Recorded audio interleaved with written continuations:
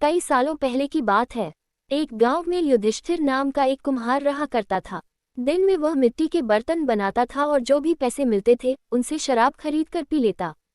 एक रात वह शराब के नशे में अपने घर लौट रहा था। वह इतना नशे में था कि ठीक से चल भी नहीं पा रहा था। अचानक उसका पैर लड़खड़ाया और वह जमीन पर गिर पड़ा। जमीन पर कांच के टुकड़े पड़े थे, जिनमें से एक टुकड़ा उसके माथे में घुस गया। उसके माथे से खून बहने लगा। इसके बाद कुम्हार किसी तरह उठा और अपने घर की ओर चल दिया। अगले दिन जब उसे होश आया तो वह वैद्य के पास गया और पट्टी करवाकर दवाई ली। वैद्य ने कहा, घाव गहरा होने के कारण इसे भरने में समय लगेगा। पूरा भर जाने के बाद भी इस घाव का निशान नहीं जाएगा। इसके बाद कई दिन बीत गए। अचानक उसके गांव में सूखा पड़ गया। सभी लोग गांव छोड़कर जाने लगे। कुम्हार ने भी गांव छोड़कर जाने का फैसला किया और दूसरे देश की तरफ निकल गया। नए देश में जाकर वह राजा के दरबार में नौकरी मांगने गया।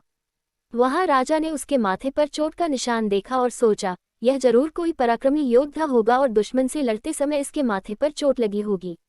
ये सोचकर राजा ने उसे अपने दरबार में एक खास जगह दे दी और उस पर विशेष ध्यान देने लगे। ये देखकर राजा के दरबार में मौजूद राजकुमार, सेनापति और अन्य मंत्री उससे जलने लगे। ऐसा कई दिनों तक चलता रहा। एक दिन शत्रुओं ने राजा के महल पर हमला कर दिया।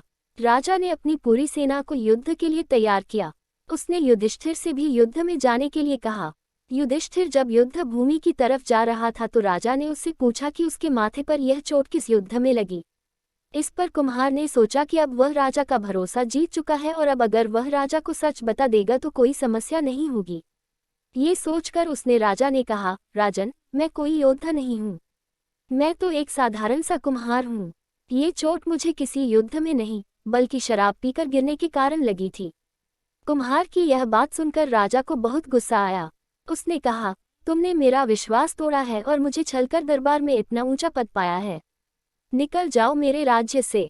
कुम्हार ने राजा से बहुत मिन्नतें की। उसने कहा कि अगर उसे मौका मिले तो वह युद्ध में राजा के लिए प्राण भी दे सकता है। राजा ने कहा, तुम चाहे जितने भी वीर और पराक्रमी हो, लेकिन तुम शूरवीरों के कुल से नहीं हो।